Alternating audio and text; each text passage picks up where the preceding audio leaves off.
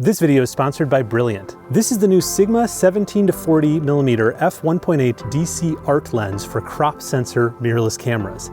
And in this video, I'm going to review it for those interested in its astrophotography performance, meaning how it handles shooting the night sky. And while this kind of review will be mostly of interest to fellow astrophotographers, if you're interested in the technical performance of the lens, you should keep watching because stars are the most demanding use case for a lens. Any technical faults like chromatic aberration or distortion in the corners will definitely show up with a star field. And to give a baseline for the performance of this new lens, the comparison lens I've picked for this review is the Sigma 18-35 f1.8, which is a classic lens in the Sigma lineup known for its excellent sharpness, but it was designed for crop sensor DSLRs. So we're going to see in this review if its successor here, which is designed for crop sensor mirrorless cameras, can best it under the night sky. My name's Nico Carver and you're watching Nebula Photos. So here's an overview of what I'll cover in this review, and I'll also organize the YouTube chapters into these sections if you want to skip ahead to a particular section of interest to you. Since this is a review, let me start by disclosing that Sigma America reached out to me to review this lens, and I've had it on loan from them since May 29th. I'm not paid by Sigma, they have no input into what I say in this video, and the day after the video is released, I'll be sending the lens back to them. Starting with physical characteristics, the 70-40 1.8 weighs 535 grams or 1.2 pounds, which is a significant weight reduction from the 18-35 1.8, which is 810 grams or 1.8 pounds. While the 17-40 is much lighter, it's not too different in length, just a tad shorter than the 18-35. But they did shrink the diameter of the lens a bit, so the 17-40 has 67mm filter threads, while the 18-35 takes 72mm filter threads. On both lenses, the zoom feature is entirely internal, which means the lens has much better protection against dust and moisture compared to a lens where the barrel extends when you zoom.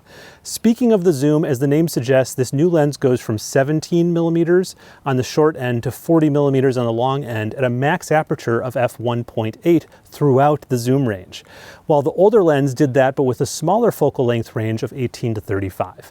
Now, these lenses are not designed to work on full frame cameras. They're optimized for APS-C or smaller sensors. But if you want to see the equivalent focal lengths, like what they would be if we equalized on field of view, the 18-35 is like a 29-56 and the 70-40 is like a 27-65mm.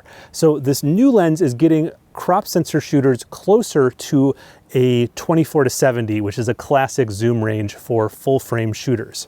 These are both autofocus lenses that have a physical switch here for changing to manual focus or autofocus, and a dedicated ring right in front of that for adjusting the manual focus. However, the 18-35 can be manually focused mechanically, completely mechanically. So you could attach that lens to an astronomy camera or any camera and still focus it manually. While the new 17-40 is a focus by wire design, meaning it is done electronically. The ring here, the focus ring, sends a command to the camera, and then the camera is sending a command back to the lens whenever you move this ring for how to actually move the lens elements. This ring is not actually coupled to the glass elements. I'm not a lens designer, so I can't tell you why all new autofocus lenses I found use focus by wire for manual focus, but I can tell you for astrophotographers, this is actually a big downside for newer lenses because as far as I know, there are no adapters on the market that will allow us to control the focus on these types of lenses when attached to astronomy cameras. Now, there are adapters that may let you switch between some brands of mirrorless cameras. Like I've heard from many now that you can buy Sony E-mount lenses and use them with Nikon Z bodies with the right adapter. It can actually give you full control even over autofocus and aperture. But I will say that doesn't seem to be the case with RF lenses like this for the Canon R mount. Due to the flange distance and the diameter of the mounts, it seems that if you buy an RF lens like this one, you can only use it on Canon R series bodies at the moment. In any case, this lens that's announced today will be available for Sony E-mount, L-mount, and Fuji X-mount on July 10th, and then sometime in August it will come out for Canon RF mount, which is what I have here. Nothing in my materials about this lens mentions a Nikon Z version, but like I said, there are third-party adapters available for converting Sony E-mount to Nikon Z. I only tested the Canon RF version on a Canon R100, which is Canon's cheapest RF mount camera, but it's still quite capable for astrophotography in my opinion. Okay, you're now seeing my testing setup. I used a Bogen tripod, a Skywatcher Star Adventure 2i Pro Pack, which is a star tracker, an FLM ball head, and the two lenses were shooting side by side on a Vixen bar. To match the pixel scale, I used cameras with the same pixel pitch. So the 18-35 is attached to a Canon EOS T7 DSLR, which has 3.72 micron pixels, which is the exact same pixel pitch as the R100. My tests were all done at ISO 1600, but I varied the shutter speed as I stopped down the lenses so that the test images were well exposed and consistent. All of these initial test photos are tracked, meaning the star tracker was on to sidereal tracking, but I will show some photos at the end without star tracking for those interested in that comparison. Okay, we're starting with looking at vignetting, and these are crops of just the left sides of a horizontal frame with each lens. And you can see the Sigma 17-40, the newer lens, has a bit more vignetting in this corner than the 18-35, and that's expected because they made the new lens smaller. They made the diameter of the lens smaller, and there's no free lunch. If you make the diameter of a lens smaller, you're going to get a little bit more vignetting, especially wide open like this. Now, if you stop down the lens to 2.8, it looks a lot better, and the two shots are a lot more equalized here, with the 17-40 basically catching up to the 18-35. And then at f4, vignetting is practically non-existent on both lenses. Now this was on the wide end, 17 for this one and 18 for this one. Let's now look at the all the way zoomed in, the max zoom, which is 40 for the 17-40 and 35 for the 18-35. And this is probably the worst I saw the vignetting, is zoomed into 40 on the 17-40. You can see that's pretty dramatic vignetting, and it's quite a bit better on the 18-35. But if you stop down to f2.8, it mostly clears up. And again, these are basically equal now, very minimal vignetting on either. And at f4, it's completely gone on the zoomed in end of the scale. Now, let me go back to this 1.8. If you were all the way zoomed in like this and doing deep sky work, you wouldn't really have to worry about this vignetting, because what I would suggest is take off the petal hood, use a lens warmer, and shoot flats. And then the flat frames will completely take care of this vignetting. It is extreme enough wide open that, especially with a stacked image, I would definitely want to take flat frames. I generally don't take flat frames with Milky Way shots, and I'd say that this amount of vignetting on Milky Way, where you're maybe just stacking 7 to 8 shots, I'm not really that concerned with. I think it can look fine, or you can just correct it in Photoshop. But for deep sky work and this much vignetting, I probably would take flat frames. Okay, moving on to center crops. So these are 300% digital zoom in, so we're really looking at the stars up close here, so keep that in mind. But both of these look great wide open. Just a little bit of chromatic aberration on both lenses, but really not much else of a difference. I'd say maybe the bigger stars look a little bit rounder and better shaped than in the newer lens than the old one, but very minimal difference in the center. That's wide open. Here's at f2.8. Here I can see a little bit more of that purple chromatic aberration on a couple bright stars in the older lens than in the newer lens. Otherwise, they look pretty well matched. And at f4, they look basically perfect. I don't really see much of a difference there. And this is on the wide end. Let's now zoom into the other end of the zoom scale.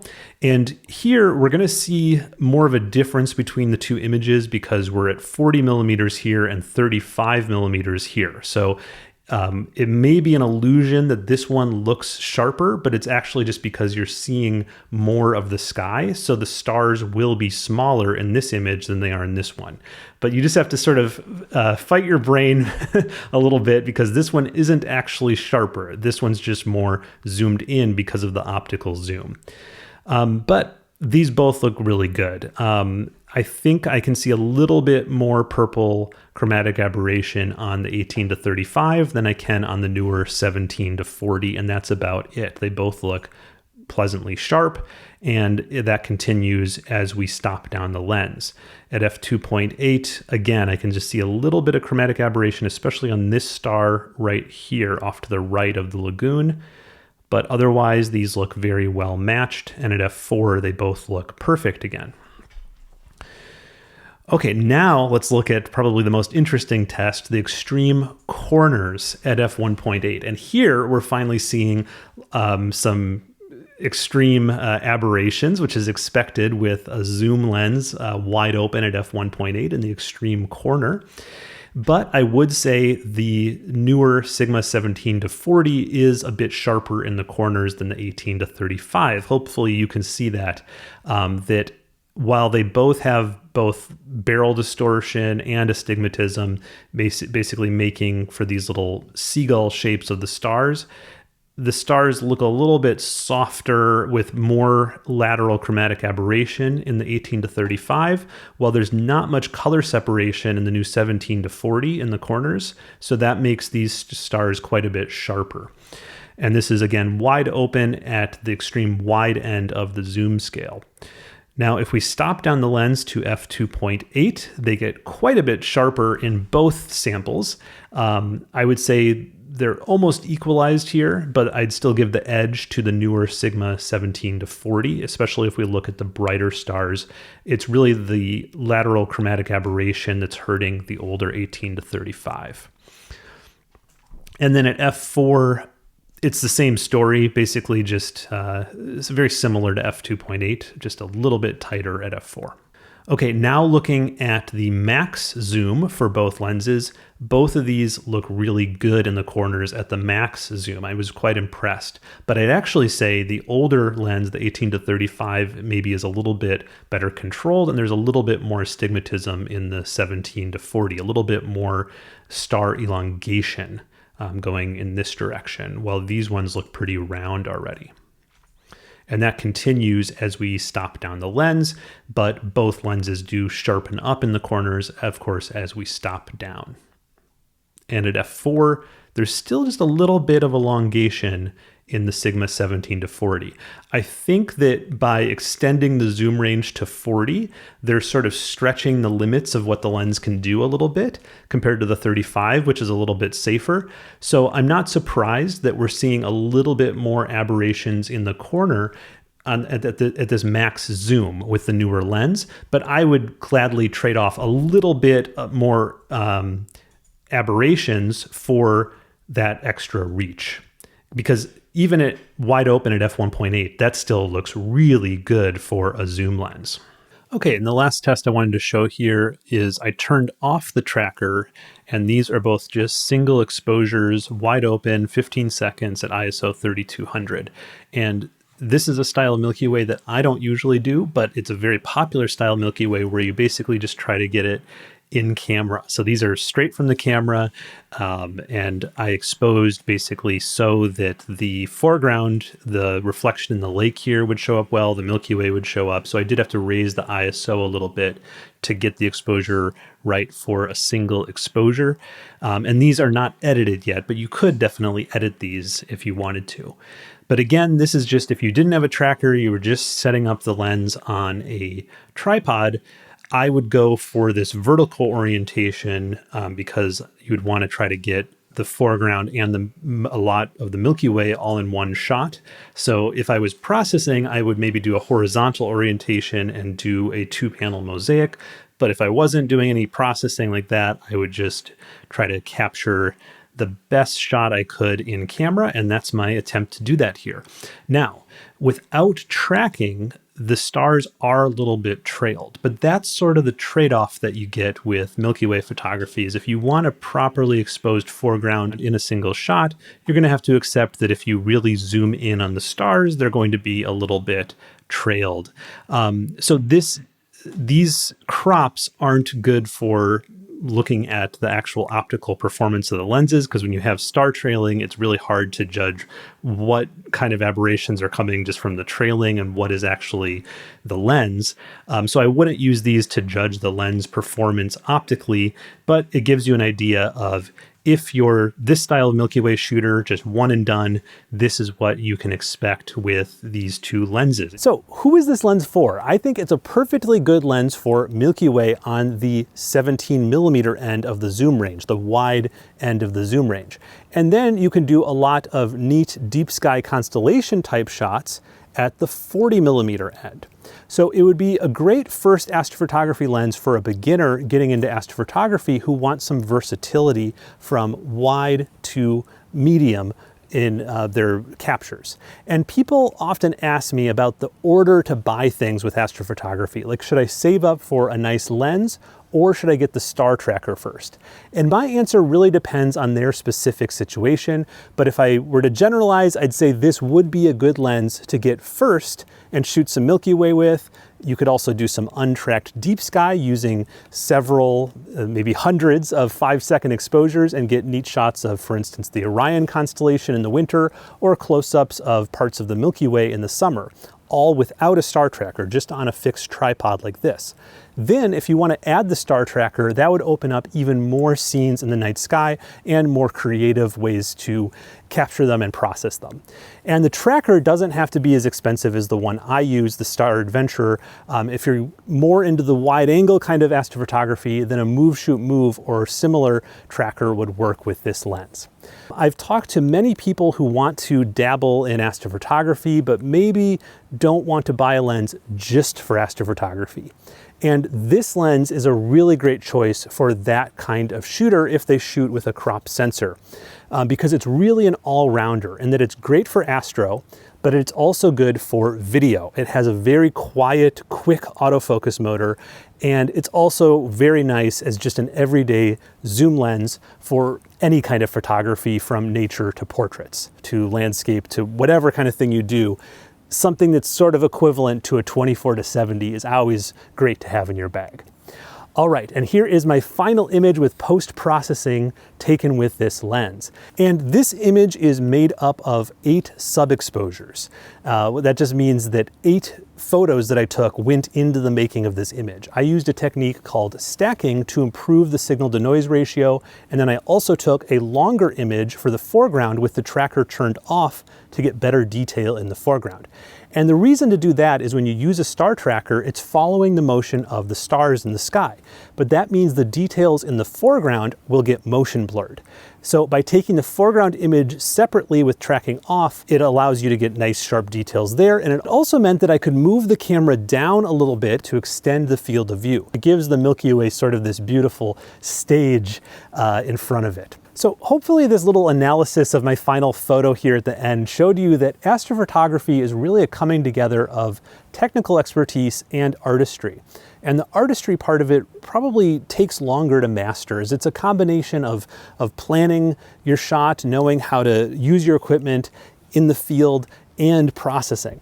But that part of it, the art part, probably is something that comes a little bit more naturally to me, while the technical side is something I need to actively keep my mind sharp to excel at. And that's where Brilliant, the sponsor for today's video, really shines. Whether your interest lies in math, science, programming, data analysis, or AI, Brilliant will help you in all those areas with thousands of interactive lessons that will help you get a bit smarter every day. Brilliant is a learning app that is designed to get you actually thinking and understanding, not just regurgitating. Each lesson is filled with hands-on problem solving that lets you play with scientific concepts, and by breaking these up into short lessons, you can easily make it a daily habit. And it's mobile friendly, so you can get the Brilliant app on iOS or Android and use it whenever you have some free time right on your phone. One of my favorite lessons lately One of my favorite courses lately, and one that will definitely help any budding astrophotographer, is the course on exploring data visually. It starts out pretty basic, but it goes into very useful topics like understanding logarithmic scales for presenting data. So even if the beginning of a course is mostly refresher for you, I find that if you stick with the courses, they build on what you're learning, and I've always found they delved into useful areas for me. So to try everything Brilliant has to offer for free for a full 30 days, visit brilliant.org/nebulaphotos or scan the QR code on screen, or you can click on the link in the description. You'll also get 20% off an annual premium subscription. Well, that's it for this one. Hope you enjoyed this review. Till next time, this has been Nico Carver. Clear skies.